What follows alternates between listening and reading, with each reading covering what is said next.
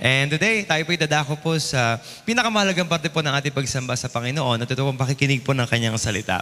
And I know that you are also excited to hear God's Word for today. At tayo po ay magkakaroon po ng series break. We're going to have a series break because our series for the past few weeks, we're talking about being stronger and being grateful. Stronger for mission and grateful living. Napag-usapan po natin ng mga nakaraang linggo kung paano po tayo makakaranas ng lakas ng Panginoon sa pamamagitan po ng pagkakaroon po ng pusong mapagpasalamat. Sino po mga nag-enjoy po sa mga pagkakatuto po natin ng mga nakaraang linggo? Sumigaw naman po ng amen. Indeed, those were beautiful reminders of the Word of God. Pero ngayong umaga pong ito, tayo po magkakaroon po ng series break because we're going to talk about a very special message for this special season. Kahapon po, at nung nakaraang araw, October 31, November 1 hanggang kahapon, ay inalala po natin yung mga mahal po natin sa buhay.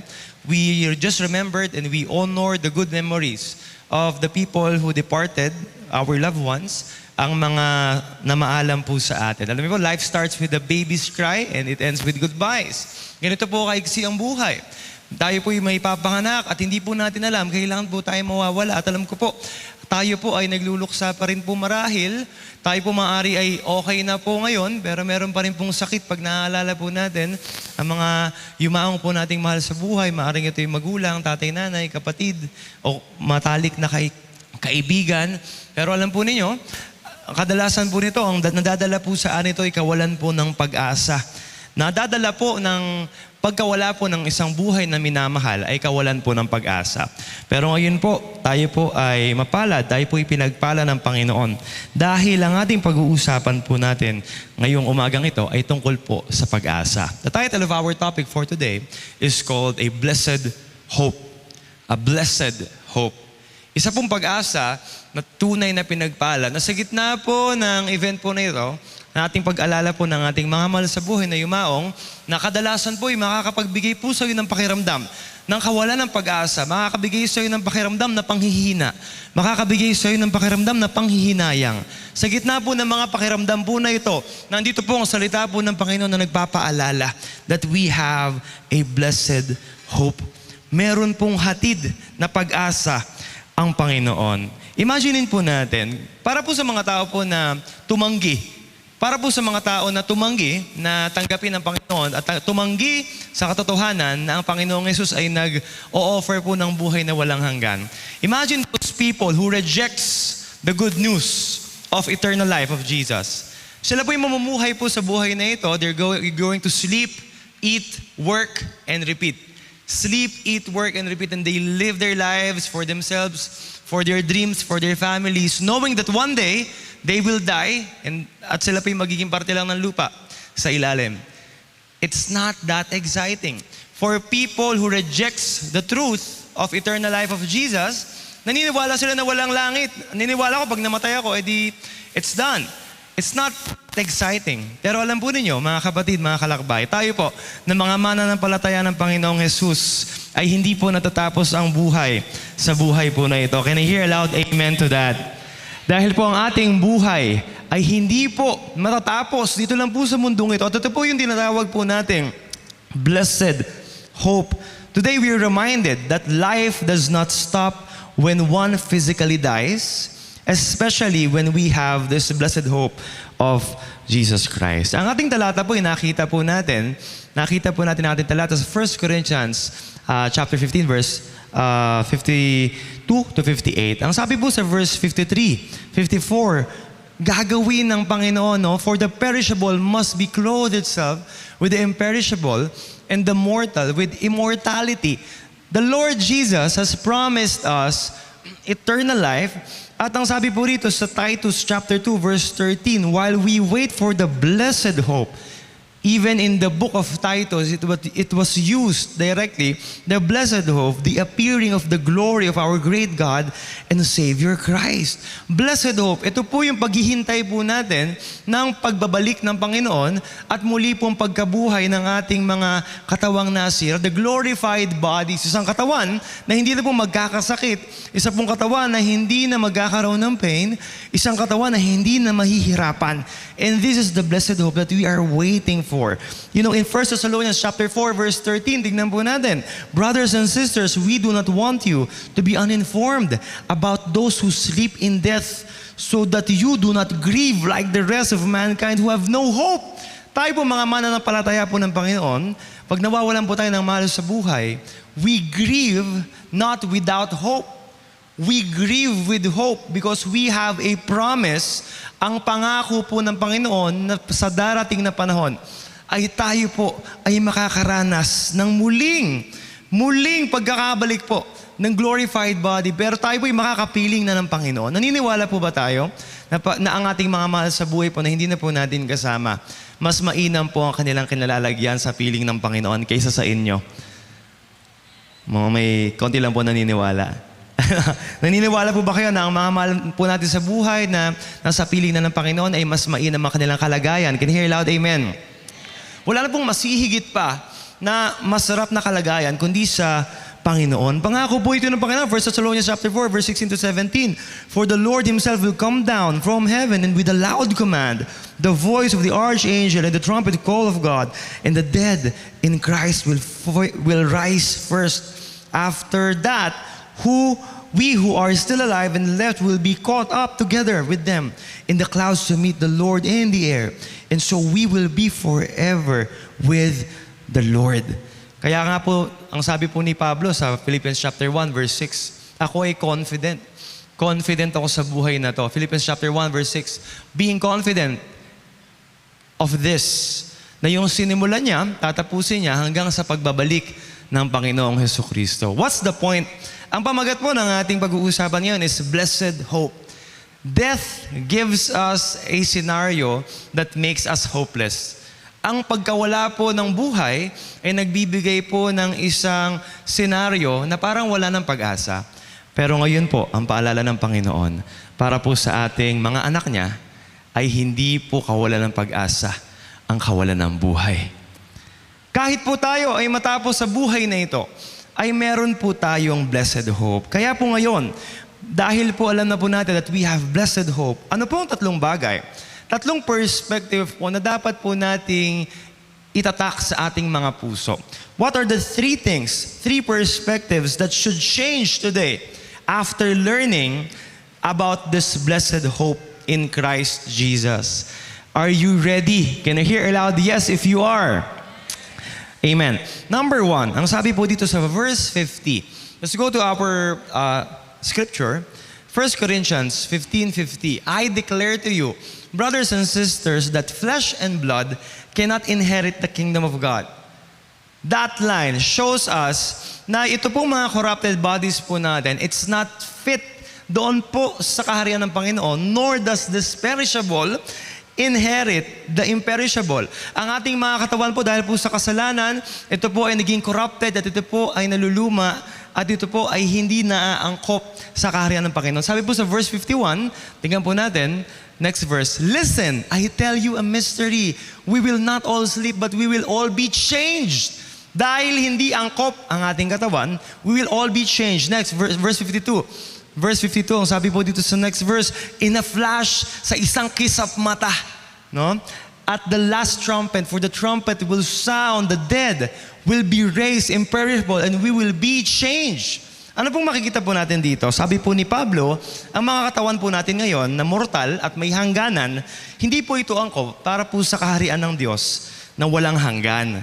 Kaya naman po, ang Panginoon po, the Lord prepared something better for you. The Lord prepared something better for you more than your physical body. Sabi mo nga sa katabi mo, may hinanda ang Panginoon para sa'yo. Go. May hinanda ang Panginoon para sa'yo more than your physical body. And the Lord's plan for us is beyond these physical limitations. What can we see here? Because of the blessed hope of Christ, number 1, we have learned. Makikita po natin sa point number 1, dahil po sa blessed hope in Jesus Christ, we are not limited by physical constraint. Tayo po, because we are in mortal bodies, there are so many limitations. Tama po ba? Marami pong mga kahinaan ng ating mga katawan. Ako po ay 32 pero sumasakit ng likod ko. No? Iba-iba po ang ating pinagdadaanan sa ating pisikal na pangangatawan. Yung iba po ay nagkakaroon ng ibang sakit. Yung iba po ay merong lahi ng diabetes. Iba may lahi ng asthma. Iba't ibang mga lahi na pwedeng panggalingan ng mga limitasyon po ng ating katawan. Nakikita po natin ito. Pero ano pong sinasabi po ng Biblia? Di ba constraint, it's limitation, restriction that is imposed by physical factors. But today, because of the blessed hope of Christ, remember that we are not defined by what's happening in our physical body. You are not defined by what is happening in your physical body right now. Sabi ko nga po kanina, the Lord has prepared something for you more than this physical body, more than this life in this physical realm. Ang nagiging problema po sa atin, tayo po mga kalakbay, this is reality, tama naman po. Ito po ang ating buhay. Kaya nga lang po, madali po nating paniwalaan na tayo ay ito dahil sa anong meron tayo ngayon. Ako ay ito na. Ako ay may sakit. Ako ay sakitin. That's me. Ako ay nasaktan. I am a broken man. I'm a broken woman. That's me.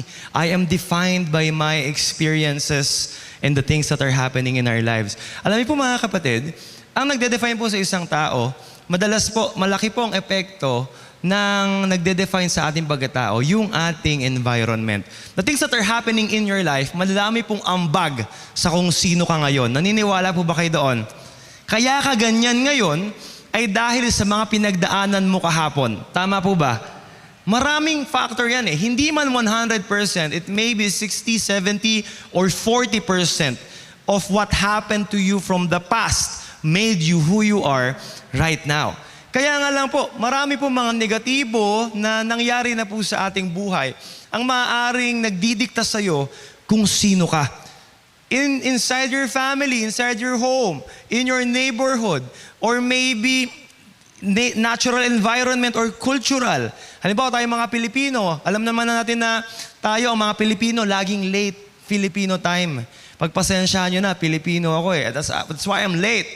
I am constricted by me being a Filipino, always late. But remember that we are more than our physical constraint.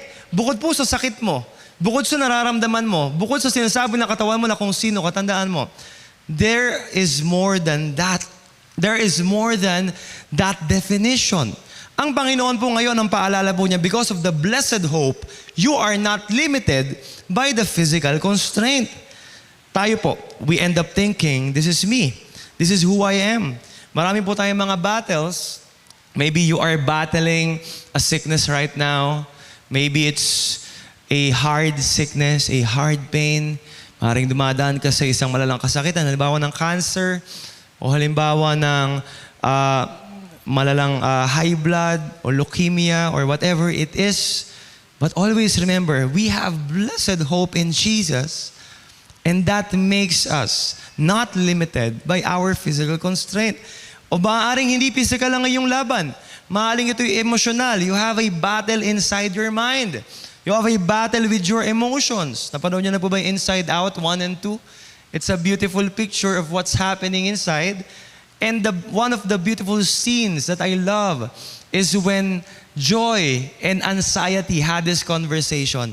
Sabi ni Joy kay Anxiety, we do not define who she is. Nalimutan ko yung pangalan ng bida eh. But the two emotions of the girl, si Joy and si Anxiety, sabi nila, we don't get to define who she is. We don't get to define. Our emotions, our physical battles, our emotional or mental battles, our traumas, our bad experiences will never ever define you. Hindi ikaw yan.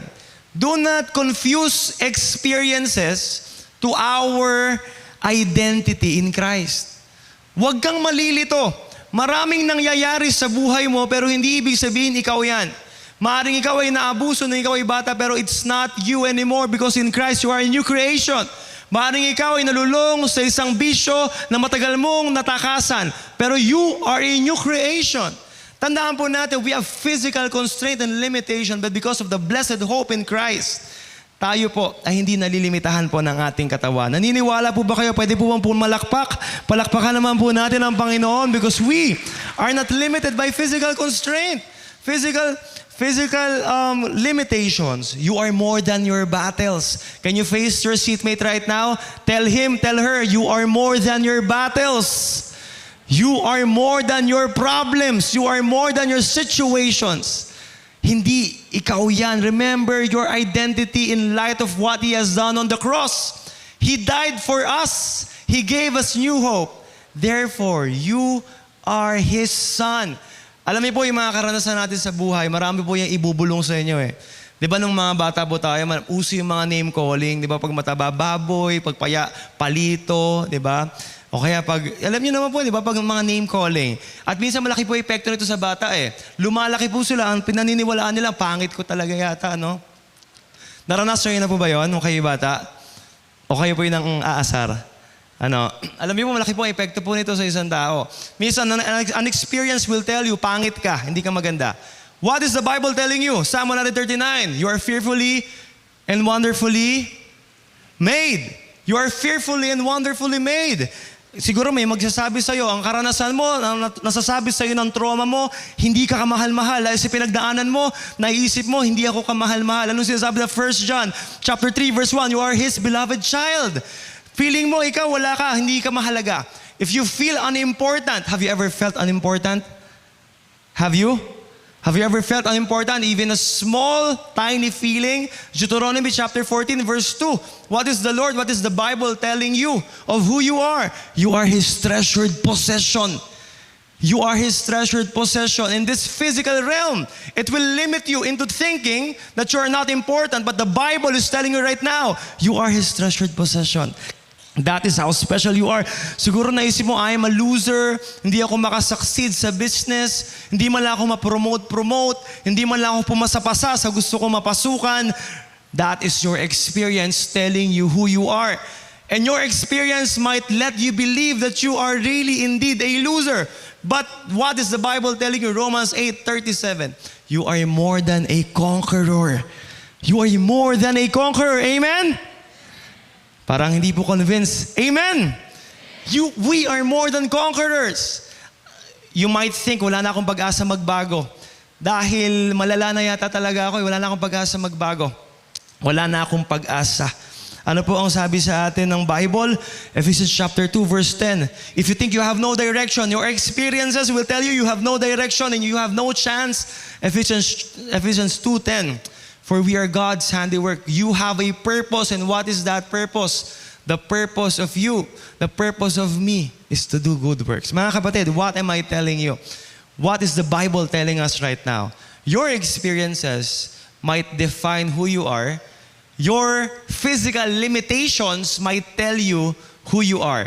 But today, because of the blessed hope in Jesus, you are reminded of your identity in light of what He did on the cross. Naniniwala po ba kayo doon? Are you convinced? Yeah? Basahin nga pa Romans 8:38 to 39. Romans 8. Sabi po ni Paul dito sa kanyang napakagandang monologue in the book of Romans. Sabi po niya dito, for I am convinced that neither death or life, neither angels nor demons, neither the present nor the future, nor any powers. Next verse. Neither height nor depth or anything else in all creation will be able to separate us from the love of God that is in Christ Jesus our Lord. Sometimes you know, we know, I know. Alam ko po, alam niyo na po ito eh. You may tell me, Pastor, I already know.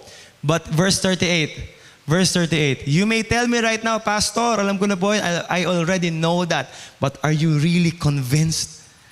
Are you really convinced? Paul, when saying it in the book of Romans, I am convinced. Alam na alam po niya sa kanyang sarili that he is beyond his limitations. Alam niyo po, the blessed hope of Christ, it reminds us that it's the Father's job to give us a definition of who we are and not our physical limitations. Sabi po ni Paul sa Colossians chapter 3 verse 2, Colossians 3:2. Sabi niya, set your minds, set your hearts on things above, not on earthly things. Not on earthly things. Di ba tayo po nandito sa earth. We are now here in our world, earthly things. But sometimes, our minds, our hearts, they are set on earthly things. What are your dreams? What are your plans? Ano ang mga goal mo sa buhay na to? Pag hindi mo na-hit yung goal mo sa earthly things, what will happen? You will focus on your limitation and you will get the definition of who you are at this moment. Pero ang sabi po ng Bible, set your minds not on earthly things, but set your minds on things above. What are the things above? It's the heavenly things. Dahil po sa blessed hope in Jesus, it gives us a larger territory. The blessed hope in Jesus gives us a larger territory. In our physical body and physical realm, there's indeed a great limitation. Many limitations actually. Nagkakasakit, nasasaktan emotional, pwedeng magkaroon ng mental health issues, di ba? Napapagod. Tama po ba? Imperfect bodies. But we need to set our minds on things above. We have larger territory. Kaya ikaw, kung nakay Kristo ka, hindi ka na taga dito. Sabihin mo sa katabi mo, hindi ka na taga dito. No, hindi ka na taga may kawayan. Ikaw ay tiga langit na. Amen po ba? It's a larger territory. Not just here on earth, but also in heaven. So kung ang Panginoon po, if the Lord does not want you to define yourself by your limitations, kung ayaw po ng Panginoon na i-define mo yung sarili mo sa limitasyon ng iyong physical nature, ayaw rin po ng Panginoon na i-define mo yung sarili mo sa iyong earthly success. Sometimes people define themselves through their limitations, through their weakness, and the Lord doesn't want that. Ayaw rin naman po ng Panginoon that we will define ourselves with our earthly successes. Bakit naman po? Bakit ayaw ng Panginoon na i-define natin sarili natin sa ating earthly successes? Why? Because it narrows our view of who we are. Kasi po nakakayabang. Kasi po pagka ganoon, madali po tayo makalimot kung kanino dapat tayo umasa. And also, it becomes physically restricted. We are physically restrained if we put our hope in ourselves. Do not put your blessed hope in what you can do. Always remember, put your blessed hope in what He has prepared for you. In what He is doing and what He will do to you and for you. Kaya mga kapatid, are you battling pain in your body? Maybe sickness? Are you fighting a struggle in your mind right now? Or are you battling a struggle of whatever vice that you want to get out? Meron ka bang hinaharap na mabigat na trauma sa buhay mo ngayon? Na nasaktan ka ng mga tao sa paligid mo? Nasaktan ka ng magulang mo, ng pamilya mo? I don't know the exact thing or experience that is telling you right now who you are. But today, we are blessed because we are reminded by God that you are more than your experiences. We are not limited by physical constraint. Are you still there? Can you hear loud amen? Number 2, tingnan po natin yung ikalawang perspective na kailangan po nating malaman after knowing about the blessed hope of Christ. Sabi po sa verse 54, when the perishable has been clothed with the imperishable and the mortal with immortality, then the saying that is written will come true. Ano po yung sinabi? Death has been swallowed up in victory. Tapos next verse 55, where, O death, is your victory? Where, O death, is your sting? Hindi po Odette, O death. Where, verse 56, sabi po dito, the sting of death is sin and the power of sin is the law.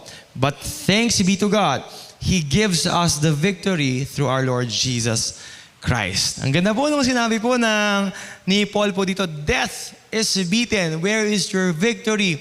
Nasa ng iyong tagumpay, nasa ng iyong kamandag. So una po, ang blessed hope in Christ, it makes you realize that you are more than your physical limitation. Ngayon naman po, ikalawang bagay, because of the blessed hope in Jesus, it removes, number 2, we are not frightened by death. It removes the fear of dying. because of the blessed hope of Jesus, hindi ka na matatakot sa kamatayan. Totoo naman po. Nakakatakot naman po talaga mamatay. Hindi lang po yung thought na ikaw ay mawawala, kundi yung thought ng paano ka mamamatay. Yun, tama po ba? You fear the method of how we will die. Ang pinakaayaw po natin ay accident. Ayaw rin po natin ng sickness. We don't want that pain. But because of the blessed hope of Christ, dahil alam po natin, sabi po, when the mortals will be immortal. Ano pong ibig sabihin nito? Tayo pong mga mananampalataya ni Kristo, tayo po ay immortal. Ano ibig sabihin ng immortal? Hindi ibig sabihin na hindi ka mamamatay dito. Di ba yung sa mga palabas, yung immortal, na kailang beses na sinaksak buhay pa rin. Hindi po yun ang tinutukoy natin. This gift of blessed hope in Christ, pag tayo po yun na maalam dito sa ating mundo, tayo po ay buhay sa kabilang buhay. There is the beauty of eternal life. May kausap po ba ako? Amen? Napakasarap po nito. Tama po ba? Naniniwala po ba kayo doon? Na ikaw, hindi matatapos ang buhay mo dito sa mundo. Kaya nga po, napakasarap na pag-asa po nito. Totoo po na nakakalungkot. Totoo po na mabigat. Totoo na ang hirap bitawan. Pero ito po yung katotohanan na kung sino ang na kay Kristo, we receive the gift of eternal life to the point that we are immortal in a sense that we live after this life, and it's a rich gift from God. Kaya nga po, di ba nung namatay si Lazarus, do you remember Mary and Martha? We've talked about Mary and Martha last week about serving God. Yung kapatid po nila si Lazarus po, namatay. Namatay po si Lazarus at nung nakita po nila si Jesus, alam niyo po si Jesus po, hindi po siya nagpunta agad. Alam po niya na may sakit, pero hindi po siya nagpunta agad because He wanted to prove to the people what He can do. Gusto po niya magpakilala that I am the Messiah. Alam niyo po, pagdating po niya, dumating po si Mary and si Martha. Sabi nila, Panginoon, kung dumating ka lang ng maaga-aga, sigurado hindi sana namatay yung kapatid namin. Panginoon, kung nandito ka ng mas maaga, hindi sana nangyari yon. Alam po ninyo, sabi po ni Jesus in John chapter 11 verse 25, I am the resurrection of life. The one who believes in me will live, even though they die, and whoever lives by believing in me will never die. Do you believe this? Ito po yung sinasabi ng Panginoong Jesus, lahat ng maniniwala sa akin will never die in a sense that we will have a life in eternity. Sabi ko nga po kanina, life is not just about here on earth, but our territory has just been widened. Tayo po ay hindi lang po dito because death, hindi na ito nakakatakot.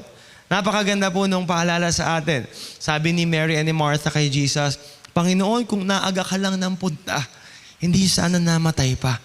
Pero alam po ninyo, ang ginawa ng Panginoon, binuhay niya si Lazarus and He proved to the people, that's one of the greatest miracle of Jesus. Isang patunay po that God is never late. Can you hear a loud amen if you have experienced that? Parang kakaunti lang po yung naniniwala, no? Do you believe that? God is never late. He's always on time. Lagi pong sakto sa oras ng dating ang Panginoon. Kaya hindi ka pwedeng mag-alala. Even death itself, you cannot fear death because we know the blessed hope. Sabi nga po ni David, di ba? In one of his poetry, one of his songs. Psalm 23, the Lord is my shepherd, I shall not want. Verse 4, even though I walk through the valley of the shadow of death, I will fear no evil. Dito po sa version, darkest valley. Bakit po? For you are with me, your rod, your staff, they comfort me. Death is not the end for people that is in Christ. Death is not a period. Death is a comma. Death is a continuation of a life being with Him. Kaya ang sarap po ng sabi ni Pablo, di ba? To live is Christ and to die is gain. How come that Apostle Paul is telling us that dying is gain? Because he knew that dying would make him be with Jesus. Alam po ninyo, 4 Gospels, Matthew, Mark, Luke, and John. Are you familiar with the Gospel books? Can I hear loud? Yes? No, very good po, mga nagbabasa ng Bible. Ano? Matthew, Mark, Luke, John. Alam niyo po, yung Book of Mark. Naisulat po yung Book of Mark po ng AD 65. Alam po nangyayari po ng 65 AD, nangyayari po dito, nagkakaroon po ng patayan sa Rome. Ang emperor po nito is si Nero. Si Nero, kilala niyo po si Emperor Nero, is a crazy mad emperor. Alam niyo po, siya po ay nagpapapatay po ng mga Jews and he's killing for fun. Pinapakain po niya sa leon, sinusunog po niya ng buhay. Alam niyo po yung mga Kristiyano po ng mga oras po na ito, sila po yung natatakot. To the point na iba po nagdadalawang isip na. Alam niyo po, 65 AD, dito po nagsimula po na ilabas po yung Gospel of Mark. At makikita po natin sa Gospel of Mark is the portrayal of Jesus as a suffering servant. Suffering servant. Pinakita po ng Book of Mark yung perspective na si Jesus po, he's also suffering and he's also facing his death. His death. At pinakita po doon na yung sinusundan po ng mga Kristiyano ay siya mismo, si Jesus himself, he's a suffering servant. At ito po nagpalakas sa loob ng mga tao po nung oras po na ito. Nagbigay ng pag-asa that death is not the end. Kaya po yung mga apostles, kung maalala po ninyo yung mga pagkamatay ng mga apostles, yung ba po'y pinagutan ng ulo, pinako sa krus ng pabaliktad, pinako sa krus na pa-ex, sinibat, iba-iba pong pagkamatay. At ito po yung nagpapatunay na totoo po ang ating Panginoon. Dahil sino naman ang hahayaan ng sarili niyang mamatay para sa isang kasinungalingan? You know, because they knew that the word is true, because they knew that the blessed hope is true, they are not frightened by death. Hindi po matatakot sa kamatayan. Totoo po, nakakatakot, nakakalungkot. Pero ngayon po, because of the blessed hope of Christ, we will never, ever be scared. Hindi po sa pinipili po nating mamatay, kundi sa hindi na tayo takot mamatay dahil alam po natin ang naghihintay po na pag-asa kay Kristo. Can you hear aloud, amen, if you agree? If we are in Christ, Revelations 21 verse 4, Revelations 21 verse 4, that day will come, that there will no more be tears. Revelations 21 verse 4, He will wipe every tear from their eyes. No more death, no more mournings, no more crying, no more pain, and the old order of things has passed away.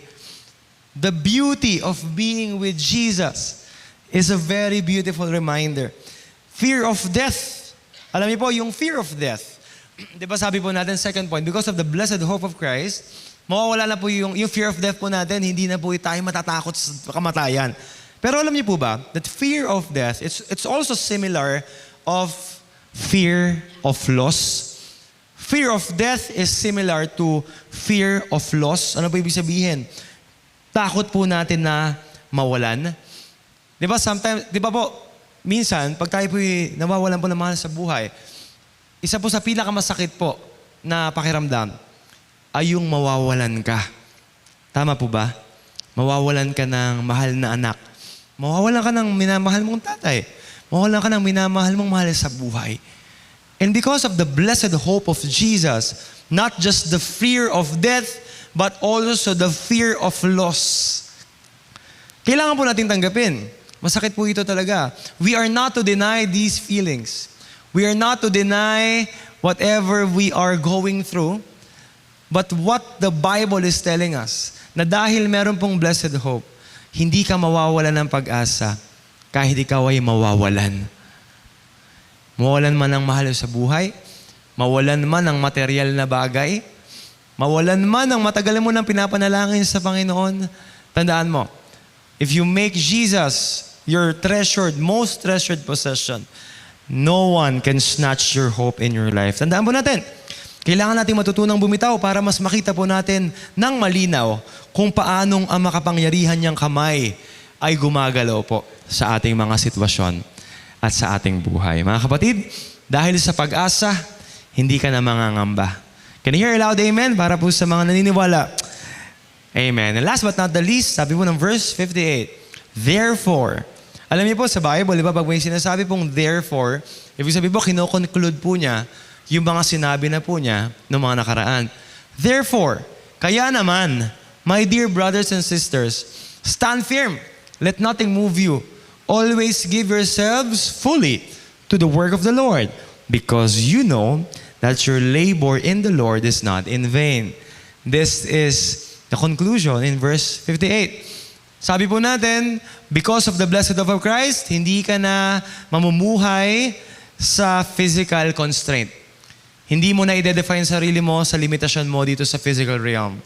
Ikalawa, Dahil sa blessed hope ni Kristo, hindi ka na masisindak ng kamatayan at ng kawalan. At syempre, ikatlo, dahil sa blessed hope in Christ, the third point is, we are not weakened by tiredness. Because of the blessed hope of Christ, we will never be weakened by tiredness. Dalawang salita po makikita po natin dyan, weak and tired. Two words that are different. Being tired does not mean you are weak. Being weak does not mean you are tired. Ano pong ibig sabihin po nito? Sabi ko po kanina, sabi po ng Biblia sa atin, dahil po itong mga katawan po natin ay constricted, we are physically constricted, ang katawan po natin napapagod, nanghihina, tama? Normal po na mapagod. Normal po na mapagod yung mga katawan po natin na ito. Pero dahil po sa blessed hope na pinanghahawakan po natin, ay tayo po ay mapapagod pero hindi manghihina. Mapapagod pero hindi manghihina. Sabi ko nga po, normal na makaranas ng pagod sa physical constricted bodies, sa flawed bodies na ito, sa flawed world na ating kinalalagyan. Pero ang hamon at ang magiging resulta po sa atin, if we hold on to the blessed hope, mapapagod ka, totoo, pero hindi ka manghihina. Ang sabi po ng verse 58, balikan po natin. Therefore, brothers and sisters, sabi po rito, always give yourself fully to the work of the Lord, comma. Tapos sabi niya, bakit daw po? Because you know. Dahil alam mo. Ano kayo alam, no? You know. You know. Gaano mo po kaalam? Gaano po natin kakilala? Gaano po tayo kapamilyar sa katotohanan po na sinasabi ng Biblia na kung gaano po katapat ang ating Panginoon? If you know that your labor in the Lord is not in vain, you will never know that your labor will never be in vain if you do not know the Lord. Tama po ba? If you do not know the Lord, you will never know that He is that faithful to reward you. If you do not know the Lord, you will not know that He is that faithful to give you what you need. Kung hindi mo kakilala ang Panginoon, hindi mo malalaman na kaya kang probisyonan ng Panginoon sa mga pagkakataon na ikaw ay naglilingkod sa Panginoon. Because you know that your labor, yung mga ginagawa mo para sa Panginoon, yung mga ginagawa mo para sa Panginoon, oras, lakas, resources, pera, buhay mo, siguro pinaglilingkod mo sa Panginoon, it will never be in vain. Ano po ba yung in vain? Sayang. Sabihin nga po natin lahat, sayang. Yung mas main panghihinayang. 1, 2, 3, go. Yun, mas may feelings po, no? Nasasabi ko po yun, alam niyo, pinaka-ayoko pong ginagawa pag kumakain ng Jollibee, ako po yung kukuha po ng tray na may drinks. Ako po kasi pasmado po kasi ako, nanginginig po yung kamay ko. Kaya ayoko po yung may dalang tray na may 6 na drinks, di ba? Iba mga large pa. Grabe po. Yun po yung pinakamatagal na 10 seconds ng buhay ko. Pag maglalakad ako ng may tray, ng may drinks, lagi po yan. Kaya kung may mamimili ako na lang magdadala ng mga pagkain. Ayoko ng tubig. Kasi nagbabibrate. Nangangatog po. Alam mo, ngayon nangangatog na naman yung aking kamay. Pero ganun po yung nangyayari. Alam, meron po kasing pagkakataon, when I was younger, nagdadala po ako ng tray na may mga drinks. Natatapon ko po lagi. Sayang. Lagi ko nasasabi, sayang naman to. Nasayang. Ibig sabihin, wala. Bayad na po yun eh. Bakit ka na ba ng spaghetti sa daan, hindi pa nakakain, natapon? Sayang. Tama po ba? Minsan, gano'n nagiging pakiramdam po natin. Ikaw ay naglingkod sa Panginoon, ikaw ay nagbigay sa Panginoon, ikaw ay nagpagamit sa Panginoon, ikaw ay nagbigay ng oras sa Panginoon. Baaring masabi sa iyo na ngayong sitwasyon, sayang. Natapon lang yung oras ko. Natapon lang yung pera, yung resources na pinagamit ko. Pero tandaan niyo po, if you know about the blessed hope in Christ, that you're doing it for the Lord, and if that you know your Lord, if you know the Lord that you are serving, and if you know that He is faithful enough to provide for you, if you know that He is kind enough to protect you, if you know that He is healer enough to heal you, hindi ka manghihinayang. You will never end up saying at the end of the day, sayang. At ito po, ang napakasarap po na katotohanan po. Ibuhos mo ng lahat sa Panginoon, no? Huwag kang manghinayang. Sabi mo nga sa katabi, ibuhos mo na lahat. Sabi nga po ni Rufa May, todo na to. Di ba? Todo na daw to eh. Todo mo na sa Panginoon. Kasi wala namang po sayang eh. Huwag mong tipirin. Tanungin ko po kayo, tinipid na po ba kayo ng Panginoon? Parang dalawang isip pa po kayo. Masasabi niyo bang tinipid kayo ng Panginoon kung kayo po ay may hininga ngayon? Masasabi niyo po bang tinipid kayo ng Panginoon kung kayo po ay nandito ngayon at nakikinig ng salita niya? Masasabi niyo bang tinipid kayo ng Panginoon kung tayo po ay hindi nakakagawa ng ating mga nais? Ito lang pong hiningang binigay ng Panginoon. Sagad-sagad na po yung binibigay po niya sa atin. At tandaan niyo po, hindi pa po tapos ang Diyos sa inyo. The Lord is not yet done with you. He's already done with His work on the cross for our salvation. Pero hindi pa po tapos nating makita yung mga pwede pa po nating maranasan sa Panginoon. Basta ipaglingkod mo lang ang buhay mo. Itodo mo na. I remember a verse in John chapter 4. Si Jesus po and His disciples, they decided to travel to going through Samaria.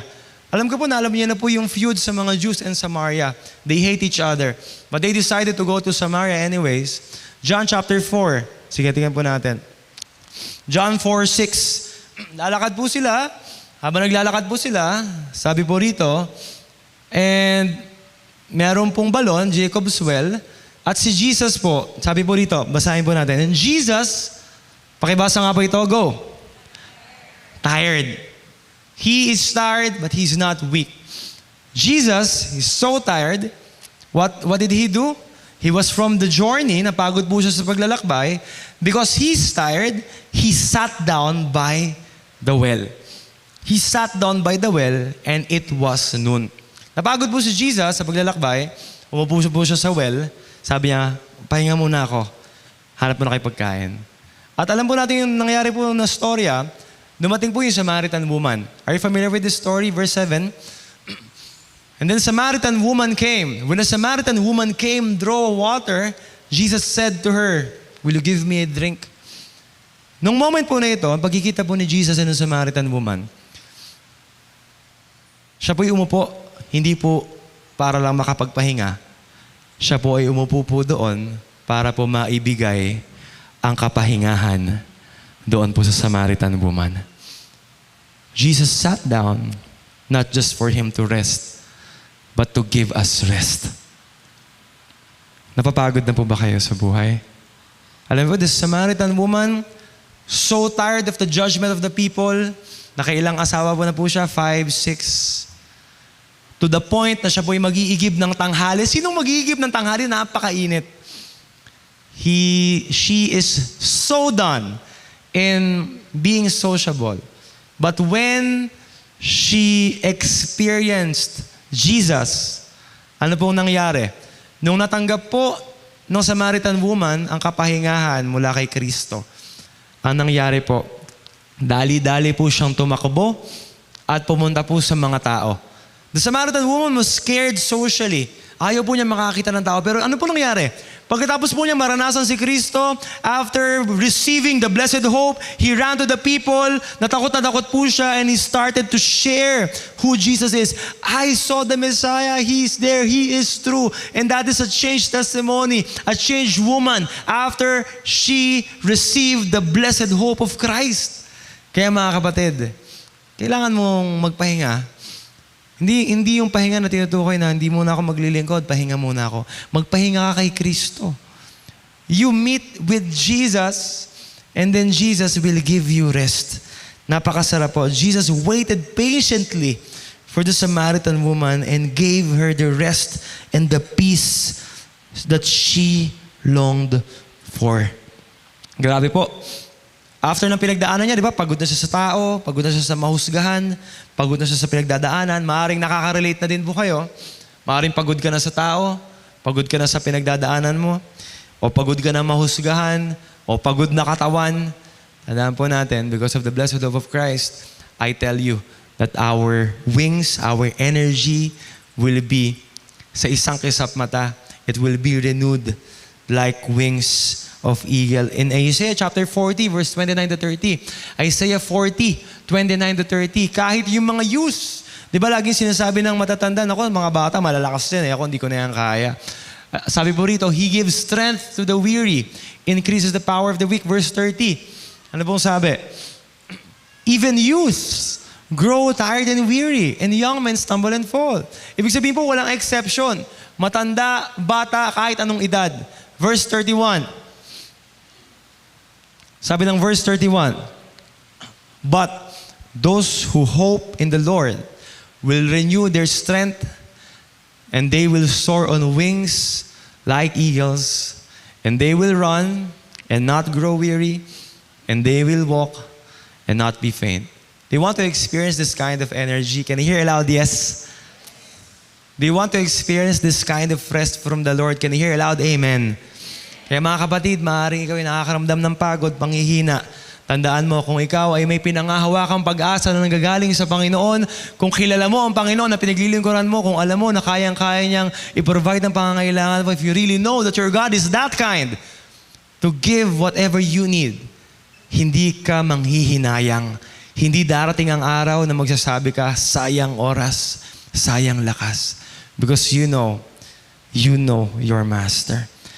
Brothers and sisters, tandaan po natin, sa ating pagwawakas po, in this blessed hope of Christ, we are not physically constrained. You are not defined by your limitations, by your situations, by your trauma, by your experiences. We cannot be frightened by death anymore. And we cannot be frightened by losing. And last but not the least, hindi ka na manghihina sa gitna ng kapaguran. You will not be weakened even if you're tired. And today is a very beautiful moment for us to remember saan ang galing ang ating pag-asa. At ang pag-asang pinangahawakan, pinag-uusapan po natin, mga kapatid. Ito po yung nanggaling dahil ang Panginoong Yesus, na dahil hindi po tayo karapat-dapat, dahil tayo po ay kahit makasalanan at hindi katanggap-tanggap, ay siya po ay nag-alay ng kanyang buhay para po tayo makaranas ng mga bagay po na ito.